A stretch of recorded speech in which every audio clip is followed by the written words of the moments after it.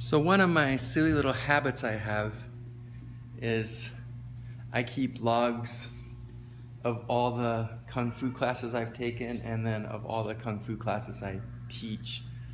So like every time I would do a class with Sifu John, I would like write the date and like sometimes who was there and stuff. And so I don't always write them down the exact time I do them. Sometimes like I'll take the class and then 4 or 5 days later I'll be like, oh yeah, and I'll like fill in the date because I knew I took the class then. So yesterday morning I decided to catch up on all of them because I hadn't like written anything down in my logs for like a week. And when I got to the part in my log where class 923 from Sifu John, I was like, man, that's it right there. 923 classes. Never gonna take another class from him again. He's gone.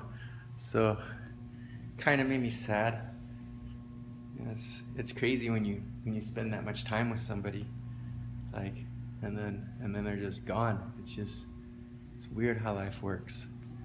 I mean, he wasn't, you know, some people live big full lives. His whole family basically went away in their 50s, and he was 52 years old, so he was pretty young still. Like, the good news is that he was closer to his peak most of his life, or in the range of it. Like, I don't remember specifically when he got the cancer. I think it was only a couple years ago. It could have been a little longer. I think it was. I think time flew by on me again. I think it was like 4 years ago when they diagnosed him. But, you know, for the most part, for most of his life, he got to ride his bike, lift his weights, do his Kung Fu. And then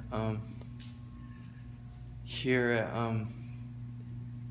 this very last week, he got to do one more Kung Fu class with his new student, Ben, Sifu Matt, and I. So he got to have one last thing. That was like the most important thing of his life, the biggest obsession of his life, the thing he took the most pleasure in.